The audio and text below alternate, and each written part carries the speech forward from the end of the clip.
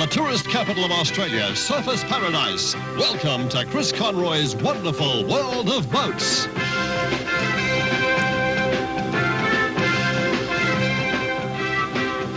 Hi, welcome aboard. You know, you often see boats like this around marinas, and unless you really look closely, you don't realise what they represent. This boat is an almost exact replica of the boat that Joshua Slocum used in the first solo circumnavigation of the world in the 1890s. Now, the boat is amateur built as a one-off. The plans are available. Quite a lot of them have been built over the last 15 years or so. They're extremely popular with the people who want to go world cruising in a boat that they've built themselves. And, of course, the boat, because of her proven performance, is ideal for that purpose. But, as I said, she's one-off using a fiberglass process. Not difficult to build, a little time-consuming.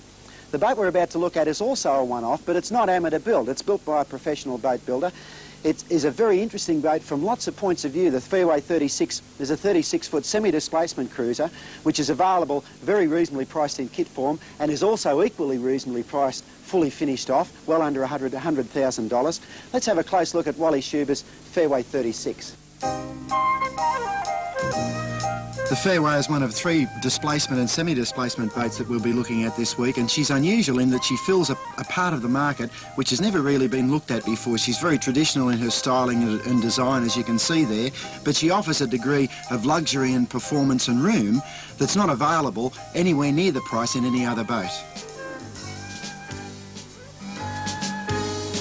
The Fairway is very unusual in quite a few different ways. Firstly, she's built virtually single-handedly by Wally Schuber on the Gold Coast. Now, Wally designed the interior layout of the boat, he designed the superstructure, bought the hull mould and put the whole thing together into quite a fascinating package. One of the most impressive things about the Fairway on first impression is its incredible internal volume. Now, the boat's tall, she's very deep in the hull and she's very beamy, and Wally has put all of this incredible internal volume to marvellous use. This double berth, which is a little over double in width, is mounted just forward of the saloon to port, and forward of that, in the cabin in there, is another V-berth. Now, with a convertible dinette, this double berth and the V-berth there, you can sleep 6 people, not only in comfort, but with quite a high degree of privacy. There's hanging lockers everywhere. The interior of the boat is lined with carpet.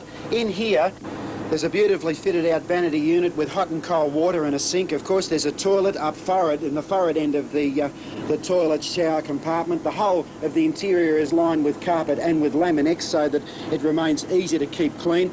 In the after end of the toilet shower compartment is a stand-up shower, and remember, every single area in the interior of the Fairway 36 has full standing headroom for a 6'2" person. Now, that really is quite amazing, even for a 36-footer. Let's go up into the saloon and have a look at how she's fitted out there. To port, in the main saloon, we have the downstairs steering station, which is equipped with all of the instruments. By the way, the boat's powered by a little Perkins diesel, which we'll have a look at in just a minute. And after that is this beautifully laid out dinette. Now, it's a semicircular dinette. The table lifts off its pedestal, drops down. The cushions are rearranged so that it forms a double berth and gives sleeping accommodation in the saloon.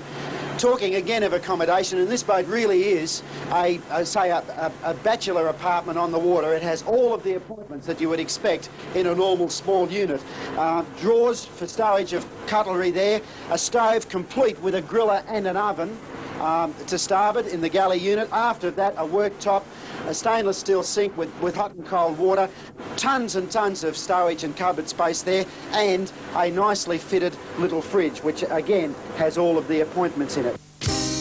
The Fairway has a couple of power options. This particular one is powered by a 185 Turbo Perkins 6-cylinder 354 cubic inches, which delivers its horsepower at around about 2,400 revs per minute and 12 to 13 knots. Now, it uses around 4 gallons an hour at that speed. It's also available with an optional 240 horsepower Turbo Perkins, which will bring the speed up to around about 18 knots and bring the boat up to her semi-displacement mode. As far as ground tackle equipment is concerned, the Fairway is beautifully equipped. She has an electric windlass on the foredeck, which is operated from either inside or by this button on the foredeck. The anchor nestles on a cathead on the little tiny bowsprit. There's a tremendously large anchor locker there, which has access through a closing hatch.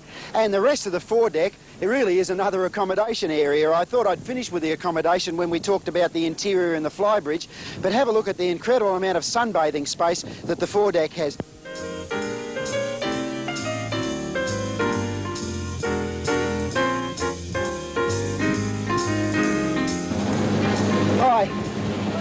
One of the nice things about a sun deck type cruiser like this is the fact that you've got so much space up top that you can put a stainless steel rail around and lifelines as the Fairway has, and everybody can relax on deck chairs or do whatever they like in the sun up here. It really is very nice. I find the kit form aspects of the Fairway particularly interesting. If you've got around about $33,000 to spare, about a year of spare time, you can actually put the extra money for the engine and the fit out in gradually and end up with a boat that looks like this. Now, she's a luxurious boat. She's capable of coastal and offshore cruising. Wild Schuber's Fairway 36.